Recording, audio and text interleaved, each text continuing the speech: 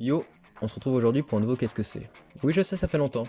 Pour cet épisode, penchons-nous sur un des mangas de Dark Fantasy ayant le plus cartonné dans les années 2000, Claymore. Claymore est un shonen manga de Dark Fantasy écrit et illustré par Norihiro Yagi. Il est prépublié par Shueisha dans les magazines Monthly Shonen Jump du 6 juin 2006 au 6 juin 2007, Weekly Shonen Jump du 2 juillet 2007 au 2 octobre 2007, puis dans le Jump Square du 2 novembre 2007 au 4 octobre 2014, et compilé en un total de 27 volumes. La version française est éditée en intégralité par Glénat. Une adaptation en série télévisée d'animation de 26 épisodes produite par le studio Madhouse est diffusée sur NTV entre avril et septembre 2007. Les Claymore sont des guerrières mi-humaines mi-démons, auxquelles font appel les villageois pour se protéger de monstres tels que les démons.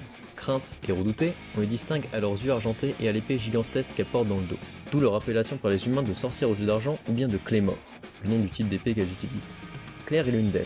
Appelée dans un village pour éliminer les démons qui attaquent et dévorent la population, elle tue l'avant-dernier membre devenu monstre d'une famille déjà décimée. Le dernier survivant, Raki, se retrouvant seul, décide alors de la suivre dans ses aventures sanguinaires en tant que cuisinier. Il découvrira peu à peu les secrets et le destin tragique de ces femmes singulières.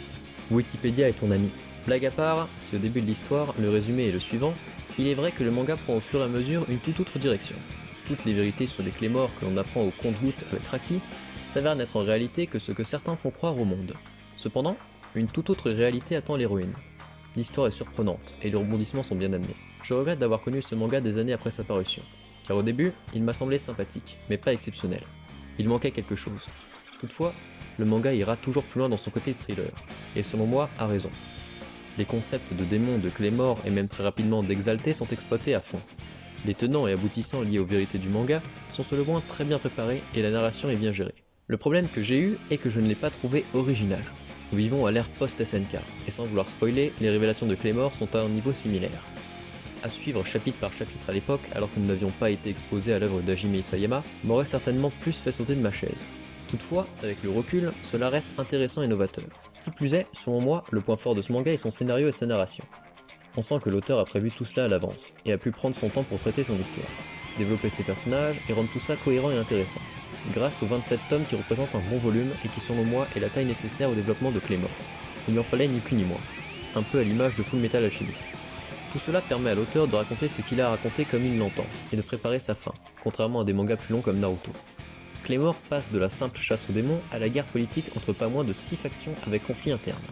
Si au début de l'histoire on s'attend à certains retournements de situation, l'auteur semble toujours avoir un coup d'avance, et l'escalade ne cesse jamais. Les changements d'échelle de puissance sont constants, et le lecteur est perpétuellement en haleine. Claymore étant de la dark fantasy, le manga relate de nombreux affrontements. Et quels affrontements! Je pense que les comparer à Berserk, non pas en termes graphiques mais en termes d'impact, de violence, ne serait pas hérésie. Nous reparlerons d'ailleurs de la comparaison avec Berserk. Dans ce manga, il n'est pas rare de voir des morts et des membres coupés. Le sentiment de danger est toujours présent et le lecteur ne sait pas qui survivra et quel sera le prix de chaque affrontement. À de multiples reprises, les coûts de chaque victoire sont très élevés, et je trouve cela également très bien géré par l'auteur. Cet équilibre entre perpétuelle violence et peur, ainsi que l'espoir, parfois peu perceptible, laisse le lecteur avec une question. Mais comment vont-elles s'en sortir? Cependant, contrairement à Shaman King, Yagi a réussi à imaginer des portes de sortie, et les dissimule à son public, qui ne peut qu'être surpris. Sa gestion des personnages est telle qu'à un moment donné dans le manga, on ne voit plus l'héroïne pendant au moins 5 tomes, et cela reste très intéressant et attractif. Le personnage principal, Claire, qui semble de prime abord plat et avide à souhait, s'avère cacher de nombreuses émotions qui nous sont révélées par les autres personnages.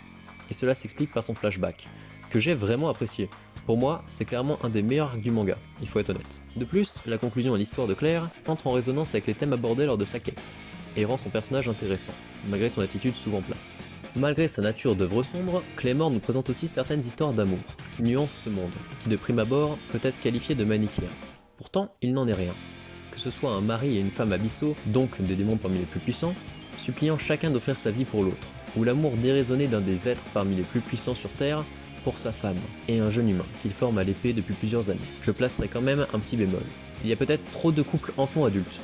Riful et Doph, Claire et Raki, ou encore Isley et Priscilla, je sais qu'ils ne sont pas réellement des enfants, mais quand même, ça commence à en faire un peu beaucoup.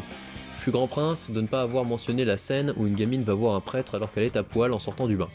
C'est sur cette note mi-humoristique mi-glauque que je compte conclure cette partie dédiée au scénario. Sans transition, on va parler de la remarque qu'on entend le plus souvent sur cette œuvre. Claymore, c'est Berserk mais avec des femmes. S'il existe d'évidents points communs entre les deux œuvres, force est de constater qu'elles n'ont pas suivi le même chemin. Les deux histoires nous parlent d'un guerrier à la longue lame qui chasse les démons, passant de ville en ville et qui cherche vengeance pour un événement traumatisant de son passé. Claire cherche Priscilla, devenue l'abyssale la plus forte n'ayant jamais existé, en tuant Thérèse, et Guts cherche Griffiths, devenu un God End, ce qui s'approche des abyssaux. Si ces points communs sont le point de départ des deux histoires, là où Berserk continue par différents arcs traçant la route de Guts vers Griffiths en tranchant des apôtres de plus en plus forts, le fond de toile de l'histoire de Claymore est en lien avec les nombreux mystères tournant autour de l'organisation et de ses dirigeants. Attention, je ne dis pas que Berserk est moins profond, au contraire, Berserk évoque dans son fond de nombreux sujets philosophiques variés, qui nous touchent profondément en tant qu'individus, alors que la complexité de Claymore se situe plutôt dans son scénario. Cependant, Claymore aborde quand même différents thèmes derrière cette histoire épique. Ce manga parle avant tout de la guerre, du danger que représente la création d'armes beaucoup trop puissantes et ingérables, et la création d'armes encore plus puissantes et incontrôlables afin de dompter les premières. Cela mène le monde au chaos, et crée toujours un danger plus grand que le précédent. Le monde de Claymore résultant en réalité de différents tests militaires faits sur une île et ses habitants au nom d'une guerre qui ne les concerne même pas, comme de grandes nations l'ont toujours fait dans notre monde contemporain. L'exaltation, la transformation démoniaque qui touche les Claymore et les transforme en des démons surpuissants, raconte quelque chose en elle-même. À chaque fois que l'une d'entre elles bascule de l'autre côté, c'est parce qu'elle cède à la douleur, ou la peur. Que ce soit la peur de la mort, l'impuissance face à un ennemi, ou même que leur ego si cher se brise. Pourtant, les héroïnes sont pour certaines des personnes ayant résisté à cette exaltation, acceptant les blessures et la peur grâce au fait qu'elles ne sont pas seules. Manipulées pour n'être que des armes froides, elles développent en réalité de l'amour pour les femmes dans le même cas qu'elles. Certes, c'est pas le meilleur truc que j'ai eu de ma vie, et comme dit précédemment, ce n'est pas aussi profond que Berserk, pourtant c'est divertissant, intéressant. Et ce manga reste un excellent thriller. Pour finir, le manga faisant partie de l'art séquentiel, il est normal de s'attarder sur le dessin de Norihiro Yaegi. Et là aussi, ça contraste pas mal avec le travail de notre défunt Kentaro Miura. Pour commencer, les chara-design des personnages humains sont assez classiques, et s'inscrivent réellement dans l'époque 2000. Des traits fins, des corps élancés et des courbes assez droites, notamment sur les cheveux ou les membres. D'un côté, je trouve cette esthétique simpliste et difficile à imaginer en mouvement.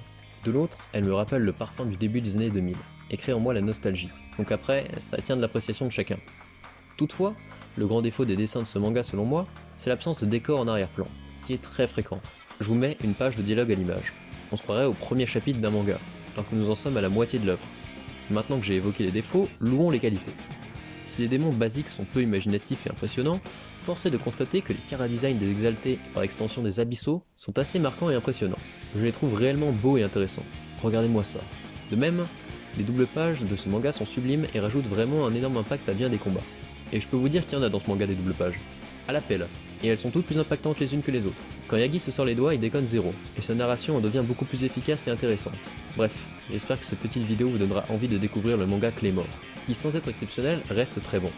Surtout si vous aimez la dark fantasy, et avec la hype qu'a eu SNK ces dernières années, je pense que ça peut en intéresser plus d'un d'entre vous. À la prochaine!